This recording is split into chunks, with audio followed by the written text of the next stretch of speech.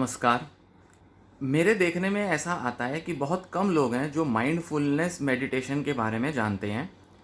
Mindfulness बहुत ही common एक therapeutic exercise होती है, या जिसे कह सकते हैं कि एक मेडिटेशन एक्सरसाइज होती है, जो कि वेस्ट में साइकोथेरेपिस्ट, मेडिटेशन प्रैक्टिशनर्स बहुत कॉमनली उसे यूज़ करते हैं, अप्लाई करते हैं अपने क्लाइंट्स के साथ और दूसरे ऐसे लोगों के साथ जो कि मेडिटेशन सीखना चाहते हैं।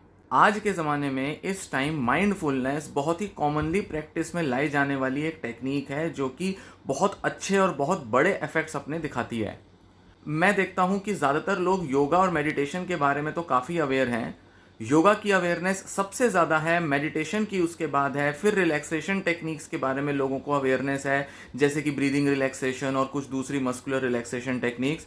और लास्ट में जाके मैं देखता हूँ कि बहुत थोड़े से लोग हैं जो माइंडफुलनेस के बारे में जानते हैं।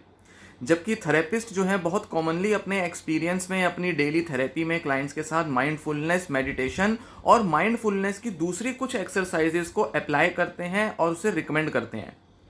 बहुत सारी जो ऐसी थेरेप्यूटिक मोडेलिटीज़ हैं, टेक्निक्स हैं, जैसे कि कॉग्निटिव बिहेवियरल थेरेपी, उसको भी मॉडिफाई करके माइंडफुलनेस बेस्ड सीबीटी जैसी टेक्निक्स जो हैं वो फॉर्मुलेट की गई हैं, बनाई गई हैं और वो साइकोलॉजिकल डिसऑर्डर्स के ट्रीटमेंट में भी कॉमनली यूज़ की जाती हैं।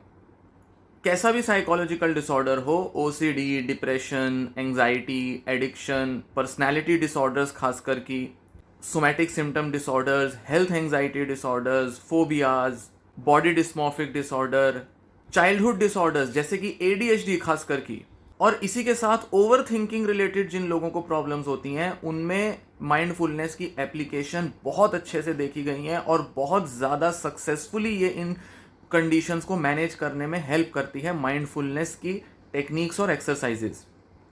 बहुत सारा रिसर्च लिटरेचर अवेलेबल है जिसमें कि माइंडफुलनेस की एप्लीकेशंस को एम्पिरिकली वैलिडेट किया गया है। मतलब रिसर्चेस बहुत अच्छे से दिखा पाई हैं, ऐसा बहुत सारी रिसर्चेस में देखने में आया है कि mindfulness exercises mental health conditions को इम्प्रूव करने में हेल्प करती हैं। पेन रिलेटेड प्रॉब्लम्स जैसे कि back pain, shoulder pain, stomach pain, headache और ऐसी बहुत सारी पेन रिलेटेड प्रॉब्लम्स में माइंडफुलनेस की एप्लीकेशन बहुत सक्सेसफुल हैं। इसी के साथ फिजिकल हेल्थ रिलेटेड प्रॉब्लम्स में भी माइंडफुलनेस की एप्लीकेशंस बहुत ज़्यादा देखी जाती हैं। पिछले करीब 20-30 सालों में जब से माइंडफुलनेस के बारे में बहुत पॉपुलैरिटी आई है, बहुत सारी किताबें लिखी गई हैं। आम तौर पे आप इंटरनेट पे जाके देख सकते हैं, माइंडफुलनेस पर आपको भर भर के किताबें और वीडियोस मिलेंगी। हालांकि ये ज़्यादातर वीडियोस जो है ये सब वेस्टर्न वीडियोस होती हैं, मतलब कि अमेरिका, यूरोप के लोग इसे ज़्यादा इस्तेमाल में लाते हैं। और जैसा कि मैंने भी देखा है कि ज़्यादातर थेरेप्यूटिक एक्सरसाइजेज करीब करीब 10 से 20 साल बाद ही हिंदुस्तान में आती हैं, लोग ज़्यादा उसको अपनाते हैं, जबकि वो बहुत अच्छा रिजल्ट जो है वो पहले ही वेस्टर्न कंट्रीज़ में दिखा चुकी होती हैं।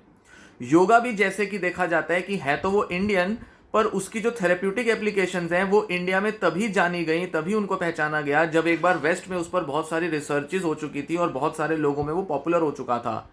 नहीं तो इंडिया में योगा को तो हम एक बुढ़ापे में की जाने वाली एक्सरसाइज मानते थे, या कुछ लोग जो योगी बनना चाहते हैं बस उसके लिए ये की जाने वाली चीज़ है, ऐसा माना जाता था।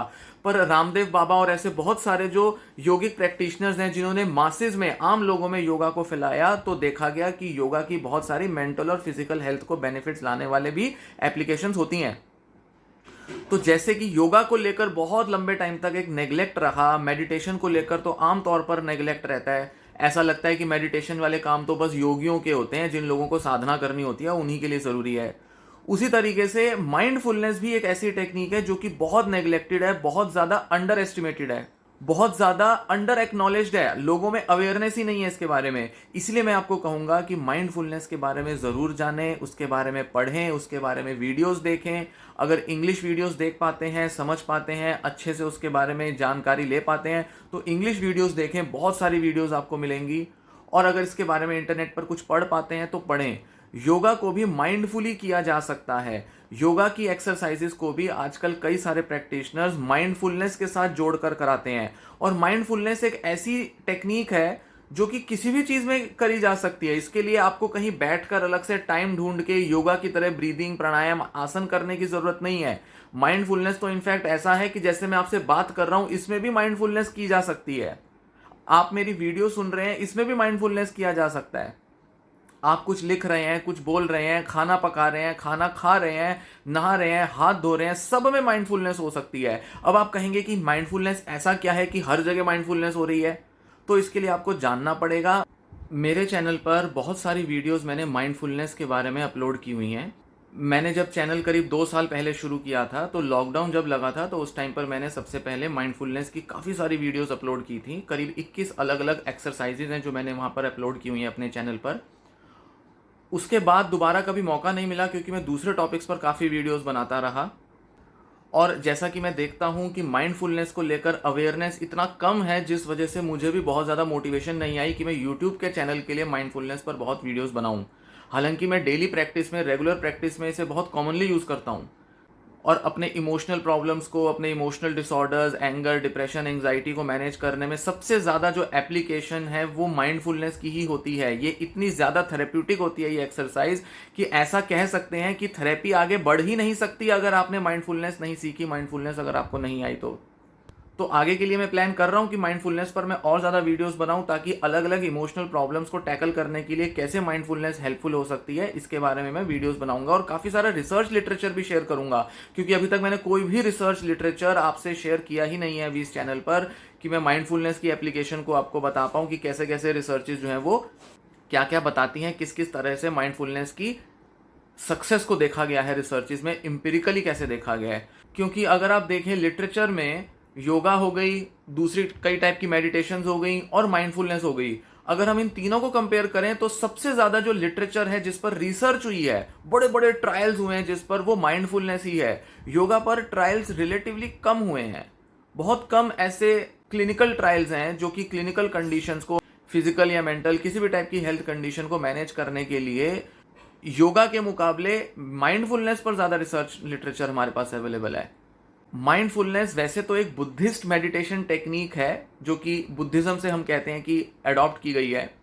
जैसे योगा जो है हिंदुइज्म से अडॉप्ट की गई है, उसी तरह से माइंडफुलनेस बुद्धिज्म से अडॉप्ट की गई है।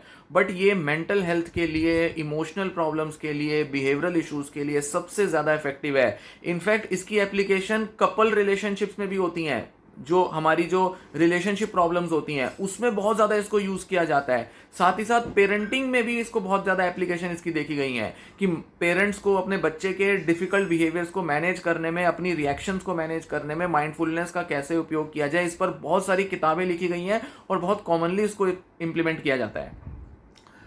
तो इतना इंट्रोडक्शन शायद काफ़ी होगा बताने के लिए कि भाई माइंडफुलनेस को आप ज़्यादा से ज़्यादा यूज़ करें, माइंडफुलनेस के बारे में पढ़ें, जानें। और मैं आगे ऐसी बहुत सारी वीडियोस बनाऊंगा जिसमें मैं माइंडफुलनेस के बारे में शेयर करूंगा। और अगर आप ये वीडियो काफ़ी समय बाद देख रहे हैं, अभी मार्च अप्रैल 2022 चल रहा है, अगर आप बहुत समय बाद देख रहे हैं इस वीडियो के बनने के बाद, तो शायद ऐसी बहुत सारी वीडियोस मैंने अपलोड कर भी दी होंगी जो आप मेरे चैनल पर जाकर देख सकते हैं। तो फाइनली मैं कहना चाहूँगा कि अच्छी मेंटल हेल्थ चाहिए, सक्सेसफुली अपनी मेंटल हेल्थ प्रॉब्लम्स को खुद बिना दवा के, बिना किसी इधर उधर के किसी फेक या किसी फालतू के ट्रीटमेंट में पड़े, उसके चक्कर में अपना समय, टाइम, पैसा खराब किए बगैर अगर आप अच्छे तरीके से मेंटल हेल्थ अचीव करना चाहते हैं, साथ साथ फिजिकल हेल्थ में भी अपनी बेटरमेंट चाहते हैं, क्योंकि माइंडफुलनेस का फिजिकल हेल्थ पे भी इफेक्ट आता है, तो अगर आप बेटर तरीके से अचीव करना चाहते हैं मेंटल और फिजिकल हेल्थ, तो माइंडफुलनेस को ज़रूर अपनाएं। योगा करें, मेडिटेशन करें, पर माइंडफुलनेस को भी ज़रूर जानें, ज़रूर समझें। कह सकता हूं कि अगर माइंडफुलनेस नहीं जाना तो चांसेस बहुत कम हैं कि आप एक अच्छी मेंटल हेल्थ अटेन कर सकते हैं। ये वीडियो मैं यहीं समाप्त करूंगा। वीडियो आपको पसंद आई हो तो वीडियो को लाइक करें, साथ ही साथ वीडियो को शेयर करें ऐसे लोगों के साथ जिनके लिए ये वीडियो इम्पॉर्टेंट हो सकती है, और चैनल भी सब्सक्राइब करें। अगर इसी तरह की useful videos, specially research based videos अगर आप देखना चाहते हैं, मेंटल हेल्थ के बारे में रिसर्च बेस्ड इंफॉर्मेशन लेना चाहते हैं, तो मेरे चैनल को सब्सक्राइब ज़रूर करें। धन्यवाद।